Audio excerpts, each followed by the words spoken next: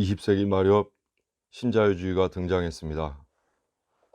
경기가 침체되고 국가 경영 모델이 위기에 봉착하자 그 해결 방안으로 대두된 것이 바로 신자유주의입니다. 신자유주의란 한마디로 국가가 시장에 개입하는 것을 최소화하고 모든 기능과 활동을 민간으로 구성된 시장에 맡기자는 경제 사상입니다. 그래서 신자유주의에서는 시장 원리를 준수하고 자유 경쟁을 촉진하고 정부 규제를 철폐하고 기업 구조를 자유롭게 조정하고 공공재를 폐지하는 것을 중요시합니다. 이러한 신자유주의의 골자는 세 가지 특징으로 요약할 수 있습니다. 첫째는 경제 자유화이고, 둘째는 세계화이고, 셋째는 사유화입니다. 요즘 우리가 듣고 있는 농업시장 개방, 구조조정, 노동시장의 유연성, 재벌 규제 철폐, 공공 부분의 민간 이양, 이런 것들이 바로 그 결과입니다. 우리나라의 경우 이로 인해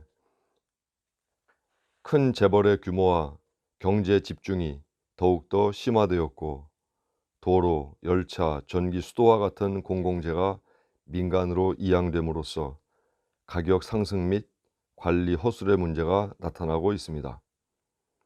신앙적으로 볼 때 신자유주의가 가져온 가장 악한 결과는 바로 비인간화라 할 수 있습니다.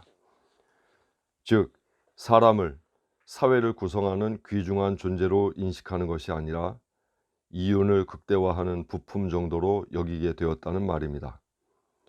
예를 들어 기업의 이윤을 극대화하기 위해서 정규직보다는 비정규직을 더 많이 선호하게 되었고, 언제든 기업에서 구조조정이라는 이름으로 파면할 수 있게 되었습니다. 대기업의 이윤을 극대화하기 위해 공산품 수출을 극대화하기 위해 농업시장을 개방하고, 그로 인해 농민들은 농사를 지을 수 없는 극단의 상황으로 내몰리고 있습니다. 대학에서도 강의에 있어 정규직인 교수보다는 비정규직이라 할 수 있는 시간 강사의 비율이 더 높아만 갑니다. 이 모든 사회 문제가 모두 이윤 극대화를 위한 신자유주의의 폐해라 할 수 있습니다. 그러면 이런 시대에 2000년 전 오신 예수 그리스도의 성탄은 과연 우리에게 어떤 의미를 갖는가? 그것은 바로 신자유주의가 내다버린 인간 가치의 회복이라 할 수 있습니다. 예수께서는 이 땅에 오심으로 그간 사회에서 버림받고 홀대당하던 이들에게 관심이 집중되게끔 하셨습니다. 오늘 본문을 보면 예수께서 베들레헴에 태어나실 즈음 하나님의 천사가 밤에 밖에서 자기 양떼를 지키던 목자들에게 나타났습니다. 그리고는 그리스도께서 태어나실 것이라는 소식을 전했습니다. 천사들이 목자들에게서 떠나 하늘로 올라간 뒤에 목자들이 서로 말했습니다. 베들레헴으로 가서 주님께서 우리에게 알려주신 바 일어난 그 일을 한번 살펴보자. 그리고 그들은 급히 달려가서 마리아와 요셉과 구유에 누워있는 아기를 찾아냈습니다. 그들은 이것을 보고 나서 이 아기에 관하여 자기들이 천사들로부터 들은 말을 사람들에게 알려주었습니다.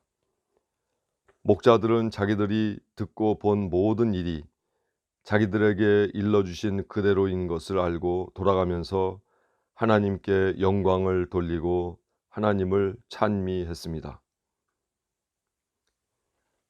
예수께서 태어나실 당시에 목자들의 신분을 생각해 보면 구세주께서 태어나신다는 소식이 목자들에게 전해진 것은 대단히 충격적인 사건이라고 할 수 있습니다. 왜냐하면 당시 가장 천한 직업이자 불가촉 천민이었던 이들이 바로 목자였기 때문입니다. 예수님 당시에 가장 천한 직업을 알아보면 다음과 같습니다. 목자, 낙타몰이꾼, 당나귀 몰이꾼, 마부, 뱃사공, 의사, 푸주간 등등이 그것입니다. 이들은 모두 부정직하고 도벽이 심하다는 오명을 뒤집어쓰고 처언한 직업을 가진 사람들로 간주되었습니다. 사실 이 사람들은 자기들이 지키는 양떼의 실제적인 주인은 아니었습니다. 그들은 권력자들, 부자들의 양떼를 위탁 관리하는 목자들이었습니다. 양떼의 주인으로부터 멀리 떨어진 공간에서 양떼를 지켜야 했기 때문에 늘 주인의 의심을 받아야 했습니다. 또 광야에서 맹수들의 공격을 받기도 했고 양떼를 빼앗으려는 도적대의 공격을 받기도 했습니다. 여하간 양떼를 잘 돌봐야 식구를 부양할 수 있는 목자들은 낮이든 밤이든 경계를 늦출 수 없는 고단한 삶을 살아야만 했습니다. 그러나 이처럼 많은 고생은 했지만 소득은 시원치 않았습니다. 더불어서 그들에 대한 평판도 좋지 않았습니다. 오히려 부정직하고 도둑질을 하고 남의 땅을 무단 침범하고 그 땅의 소산물을 빼앗는 등 나쁜 짓을 일삼는 사람들이라 여겨졌습니다. 이런 평판 때문에 목자들은 재판관이 될 수도 없었고 법정의 증인으로 설 수도 없었습니다. 사실 이런 권리들은 당시 누구나 갖는 당연한 권리였습니다. 그럼에도 목자들은 그들에게 부여된 의무만 있을 뿐 그들이 누려야 할 권리는 박탈당한 그런 불쌍한 존재들이었습니다. 그래서 당시 유대인들은 특별한 죄를 짓지 않았다고 해도 이러한 목자들을 죄인들이라 여기게 되었습니다. 그런데 이런 목자들이 바로 구주 그리스도께서 탄생하셨다는 계시의 담지자가 됩니다. 사회 피라미드에서 가장 낮은 곳에 있던 목자들이 아기 예수 탄생의 사건을 통해서 하늘에서 가장 가까운 곳으로 오르고 있는 것입니다. 더 중요한 사실은 하나님께서 예루살렘의 권력자와 종교 지도자, 부자들이 아니라 반대로 제일 악하고 천하고 가치 없는 이들이라 평가받던 목자들을 가장 신뢰하여 그들에게 구주 탄생의 계시를 알리고 계시다는 것입니다. 이런 사실은 예수께서 공포하신 희년 선언과도 맥을 같이 합니다. 주님의 영이 내게 내리셨다. 주님께서 내게 기름을 부으셔서 가난한 사람에게 기쁜 소식을 전하게 하셨다.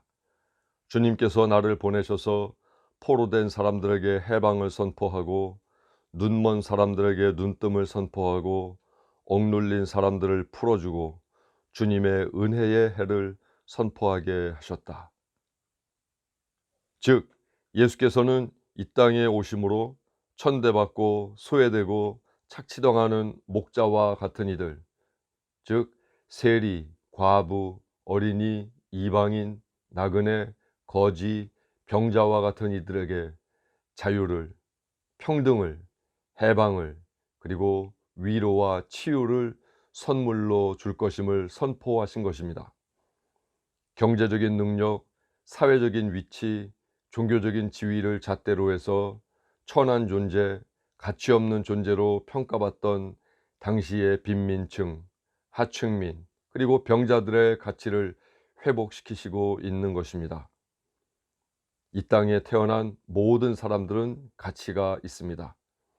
이것이 아기 예수 성탄이 주는 메시지입니다.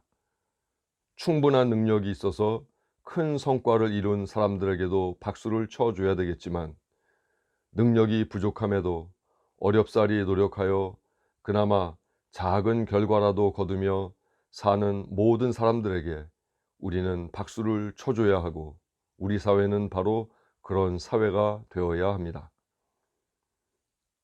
우리가 살아가는 지금 신자유주의라는 거대한 괴물이 우리 사회를 짓밟고 있습니다.